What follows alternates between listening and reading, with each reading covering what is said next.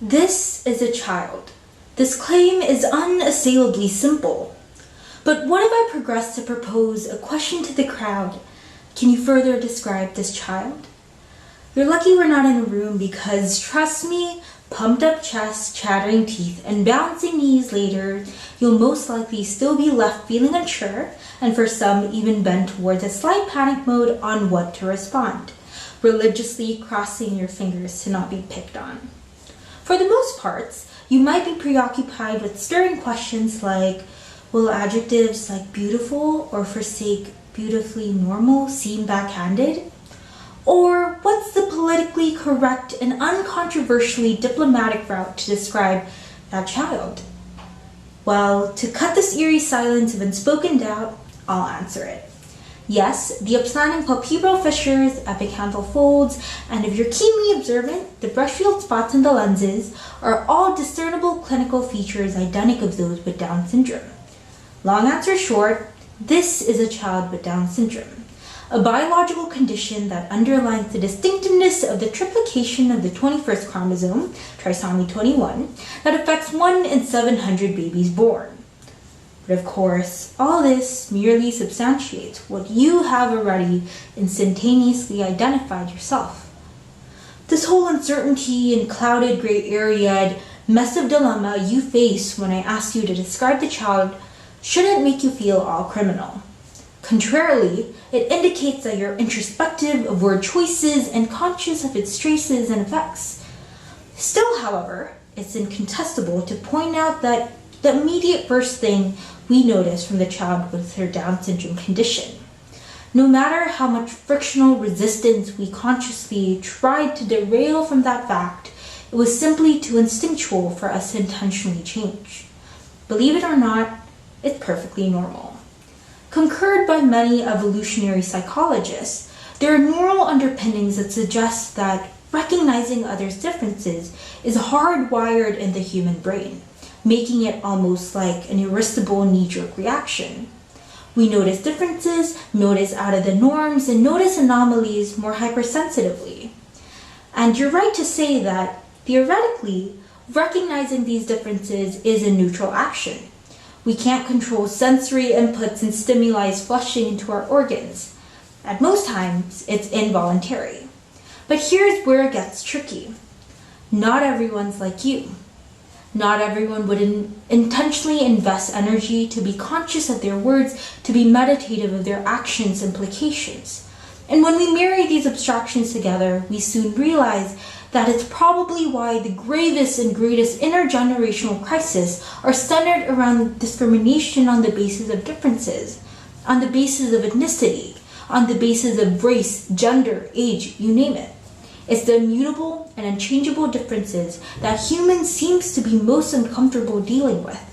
They self-diagnose to be allergic to these differences, repelling the asylum seeker in a prosperous, glorified nation, repelling the old Chinese lady in what's claimed as an exclusively English-speaking land, and repelling the Down syndrome individual in a room of self-proclaimed normals. Repelling, ostracizing, and pushing them to the ends of the margins continuously.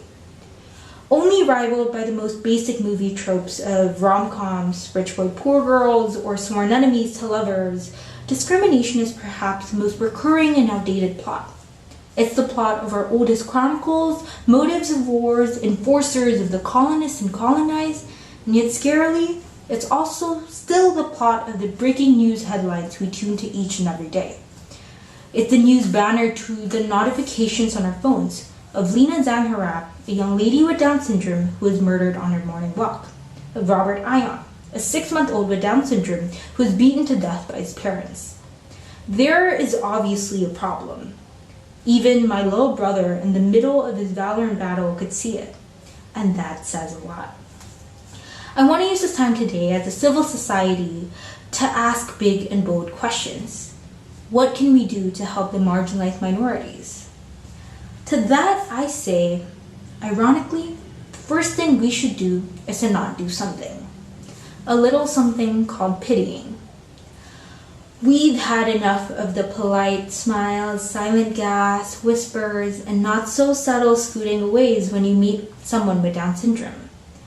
You see, for the most parts, humans have foregathered in unanimity that it's inhumane to hurt others on the basis of differences. It's this evolving moral compass we call basic human decency. But for the most parts, humans have also misassumed that it's enough to sympathize differences, something we call pity. Aduh, kasihan niya. Kasihan anak Down syndrome gak bisa ngapa-ngapain.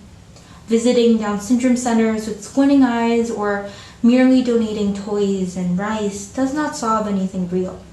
What was generated is just a circular cycle of pity, dependency, and reinstating the view that they're immobile passive receivers unable to do anything. Pitying is nothing but an undercover of us viewing them as subaltern figures to our higher hierarchs. It is nothing but seeing them as less than or as weaklings in need of a savior. Pitying worsens a problem that is still begging for a solution.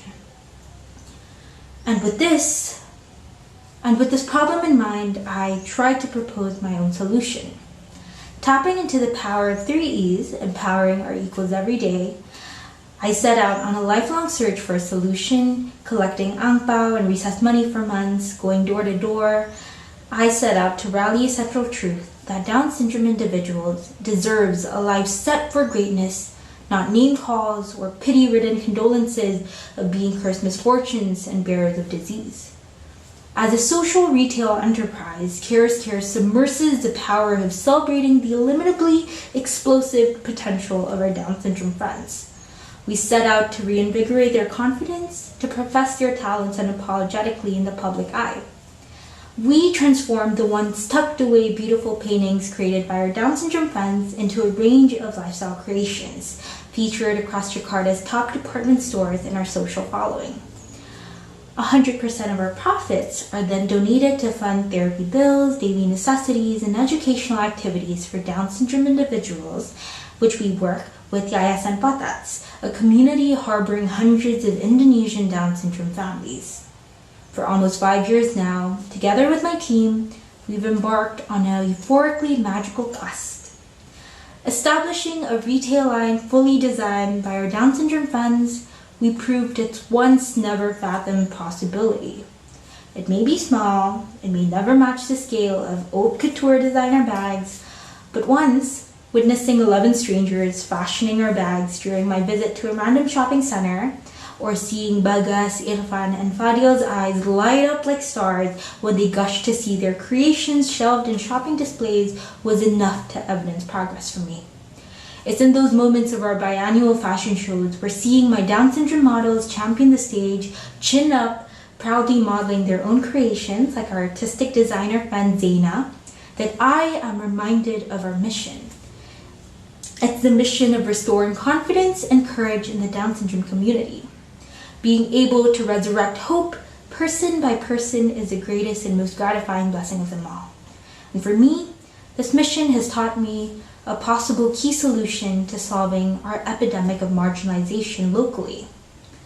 So when I ask myself now, what can we do to help those pushed to the margins, I remember 3 things, and I hope you will too. An obvious first, don't be the bully. Don't be the one narrowing the margins, leaving them with less space and voice than they are left with. No one likes a bully. Less obviously, second, let's stop the pity game. Unfortunately, good intent doesn't always trigger good outcome. You may be expressing sympathy, but you're still enforcing the margins. I'm staying in my lane and you're still stuck on the margins. But I care for you. See where it looks hypocritical? So instead, let's collectively work towards point 3. Uplift them out of the margins. Welcome them into our interior space. Extend your friendly hand and invite them center stage. Just as we empower our Down syndrome friends to believe in themselves and make their own mark, try it with others too. Challenge yourselves to leave every fleeting encounter and conversation with someone, making them feel a little bit more believed, a little bit more valued than they commence with. Leave them feeling a little bit more courageous to say, the margins is not where I belong, and a little bit more confident to cross the bordering walls to rightfully reclaim the center stage that has always been theirs to share. It won't solve everything, but conversation by conversation, person by person, one by one, it is doing something. Over these years, I've learned that perhaps the solution to getting rid of the margins requires steps that are more marginal than we think it was. Thank you.